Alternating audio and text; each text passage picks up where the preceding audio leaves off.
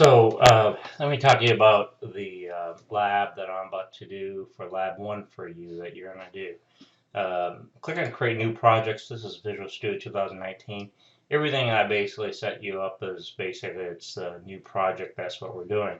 Whether it's going to be an empty project, that's what I like for you to select is the empty one. And I'm going to click on Next. I asked you to create a project name, and after this lab, all the lab that's after this, I've done in the past. I used 2013, 15, 17. Just look at the source code. But this is like the beginning part of it. Use this part and then use the source code to complement what you're about to do for the rest of the code. So this is going to be Lab 1. I asked you to create with it. Give it a location where you want to put it. For me, I'm going to create this on the desktop. I'm just going to throw this on the desktop that I have. I usually have a little sandbox that I have. I'm going to create a folder, kind of like a little play box that I always do on there. Give it a second here. Folder. I'm going to call it the sandbox. My little play box. That's another term I do with it. Select location. You're welcome to pick wherever you want to put. Folder the solution. It's very important that you check the play solution and project in the same directory for me. So put everything the same. 3 checkpoints: name of the lab, name of the project. So if it's Lab 1, Lab 2, Lab 3. In this case, it's the Hello World with it. If you want to call that Hello World, I don't care. I'm not going to take off point 2 yet. The wrong name. So first thing is the name of the project. The location is the second point, and third, play solution and project in the same directory. Click on Create.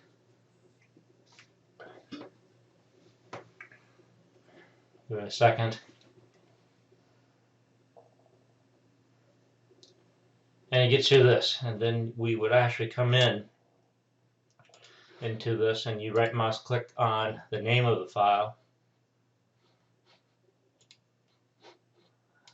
Right mouse click it, come down and add new item.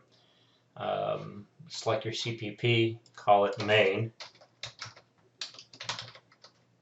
and hit add for me. Now, since I'm programming this with it, so I like for you, if you want, change the font size. So you go to Tools, Option, and you come down to Text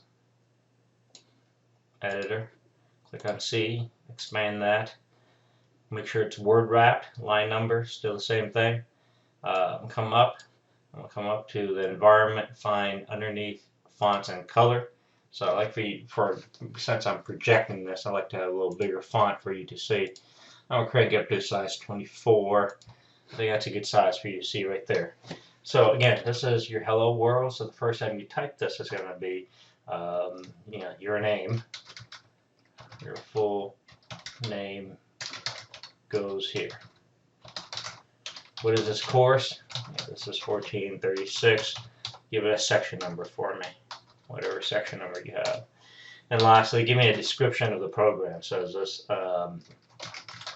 lab of this program? So this could be Lab 1 Hello World. Yeah. Like that. Okay. Now, I share with you the skeleton part. Is the first thing we talk about is the pound include. All right, there's a reserved word that you have to use with its IO stream. And the second thing I like for you to do is using namespace std. This will allow you to actually use CN, Cout, semicolon, stream insertion, extraction, stream. These operators we're going to talk about in Chapter 3 with it. And the entrance to the program is called int main. Okay, this is the main function. And I'm going to use left curly bracket, right curly bracket. Everything's contained inside of that. It is an int. Bear with me in this language with it. An int means that it's an integer function. It's going to have to return a value, which is in this case I'm going to set as default as false. So this is your basic skeleton. Inside of this function, when you come in, to look at this function, I'd like for you to do a cout. This is this symbol, lesser than, it's called a stream insertion operator. Stream insertion operator.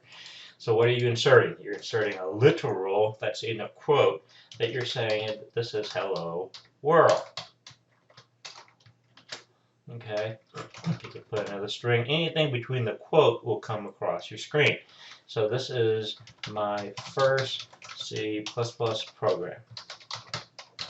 So, and coming outside of that quote, stream insertion operator, put NL in line, not number 1, and you have to end it with a semicolon. So it lets the computer know, the compiler knows that it's the end of the command with it as well. That is it. Make sure you have everything that you have. If you can know this for now, this line number 5 is called what? Preprocessor. Loads in pre means before. Loads this library file IO means input output stream coming into the program. Using namespace is a standard library file that allows me to use the cout. If there's a cout, potentially we're going to talk about a cin. Don't worry, that will cover in chapter 3.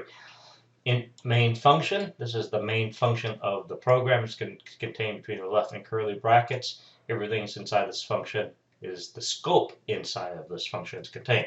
So at the end of the day, this is a returning function. How do I know it's returned? Because it is an int, meaning an integer. So we'll talk about what that means in chapter 6 and 7. Anyways, for now, Control S, the asterisk goes away, Control F5, and it builds it. Okay, and this is what you should get. I ask you to take a screenshot of this, of your work, not mine. So if you could, tighten up on your screen that I gave you. Okay, and this is what I'm looking for. So use your snipping tool that you have. Snipping tool. I thought I had a snipping tool here. Is it this one? No, that's the output. So let me pull up the snipping tool. And the snipping tool, I'm going to click on New. Minimize this, I turn that off. So this is the output screen with it. And I'm going to turn on the snipping tool. And then I'm going to actually draw the box that has the output for this.